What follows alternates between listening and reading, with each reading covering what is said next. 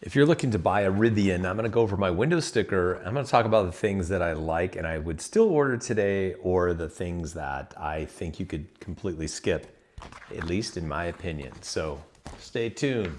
Here is a close-up of the Rivian window sticker for my vehicle. And you can see the total invoice price of $78,850. And there are the pricing and options. As far as the paint, personally, I would have been fine with just the silver that it came with, but my wife really thought it looked too much like primer, so wanted her to be happy with it too. So we settled on the Rivian blue. I thought that was a nice blend. It wasn't black. From what I understand, Rivian, they are working on different colors. I did find the color scheme a bit muted, so if you go on the website, you'll see they have a lot of grays, black, variants of gray, slate, just too many. So I think they've got that covered. So clearly they can make some changes. They used to have yellow. That's a cool color. If you've seen a yellow Rivian, you'll know what I'm talking about. So again, if you're choosing and you can settle in on just the default silver that it comes with, that's, extra money in your pocket and you can apply to something else. The interior, you can see I have the Black Mountain Plus Dash Ash Wood interior, $750. Totally worth it. It's got to me, it's kind of what makes the Rivian the Rivian. It is unique. It isn't a shiny, kind of almost plasticky look like typically you would see in some high-end luxury vehicles that have wood. I like the fact that it's a rougher kind of vibe to it. So I definitely do recommend the actual wood interior. Next, the controversial Rivian Premium Audio. When I first got it, I understood what everybody was talking about. It was very flat, muted. You couldn't sense a lot of high-end notes, low-end notes. It really did not sound great at all. Then they rolled out that upgrade, not upgrade, but the firmware update, which dramatically changed the radio. So I'm very happy with it now. Now the utility panel. I actually wasn't sure. I was on the fence. Like I felt like I should get it because we do plan on doing more camping, but it's really high quality. It's a very well made. The hose is high quality. The connectors are high quality.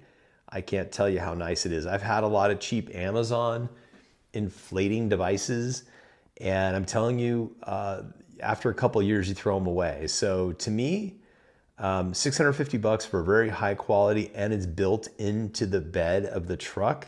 Just so convenient. You're not going to forget it. It's right there. So this definitely is a thumbs up. I would definitely get this again. The tonneau cover. I definitely would get a powered tonneau cover. I've also seen videos of other YouTubers and folks that they end up not getting it to save $1,500. Again, I think this is kind of where you're being a little foolish. You're already in the 70,000 range for a vehicle. Go ahead. It's so much more convenient. I can open it up, I can close it at the push of a button, and they fixed the issue I think that was there prior where things were locking up. I've had zero issues with mine. I use it all the time. Well, every time I go to Lowe's, I haven't quite yet gone camping, but I'm very happy with the motorized powered tonneau cover. Now, one thing I skipped over there, because it says it was included on mine, is the 20-inch all-season wheels. I know there's the option. They have a lot of different wheel options that could get kind of confusing, but I found some videos where I'd say the 22-inch wheels that are for mileage, distance, they did not look like they handled well in the snow. And we do like to go skiing. We have our own skis and we go up to Big Bear. So I really wanted something that I didn't have to think long and hard about, because I'm sorry, yes, those are great, I'm sure, for mileage and distance, but they really look terrible and they aren't rated for snow. And these all seasons have the triple mountain thing on the side of the tire, so it is rated for snow. And haven't been up in the snow yet, but actually we're planning to do something like that in the next couple of weeks to get in some skiing before the season kind of disappears. It's been kind of light here in Southern California, but the wheels for sure all season. And the distance difference is not dramatic in my opinion. So I'm very happy with them. They drive nicely. There's no weird loud noises, very good control. It feels like a truck, I would say that. I don't know what the other tires are like, but these I'm very happy with and would definitely get them again. And then working up the list, because I'm dyslexic, why not? Standard battery pack. Totally fine so far with the standard battery pack.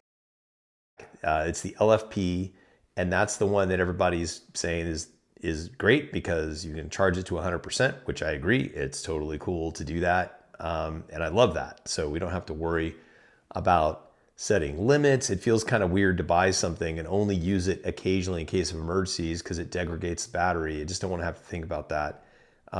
Standard battery pack works really well, works great for charging. Supercharging is one of my next things to do I have done it for Rivian, but I want to try it on a Tesla charging station and see what that's like. But standard battery pack for us was plenty. If you're going to do big, long road trips and you like to just grind it out on the road, great. But I kind of like the fact that this forces me to take a break every 250 miles. And I think I'm okay with that.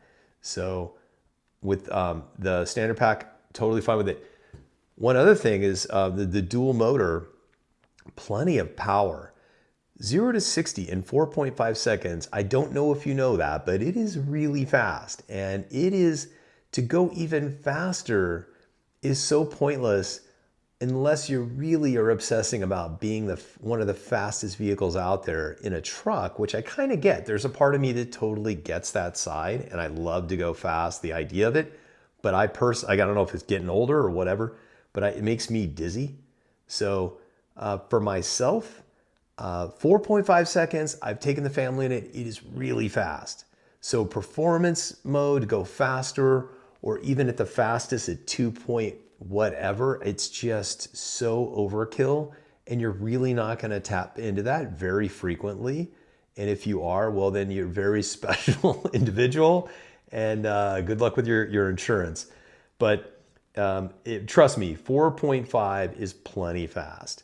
So that definitely should help you with what you choose.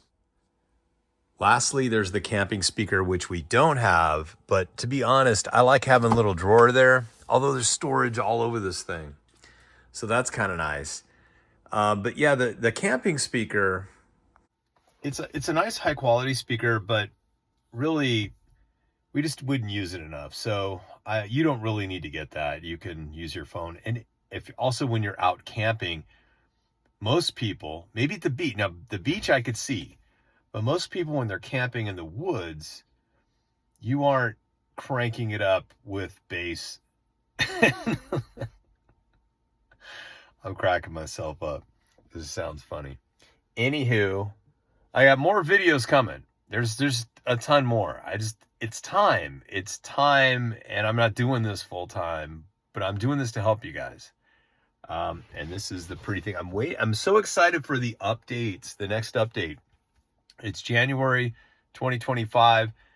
I do think they're going to add the weather. It's going to be fun. Anywho, stay tuned. Remember to use my code because you'll get a discount, or you can use another code, but I would appreciate it, and I know you'll appreciate it. So y'all take care. Have a great weekend. We'll see you. Bye-bye.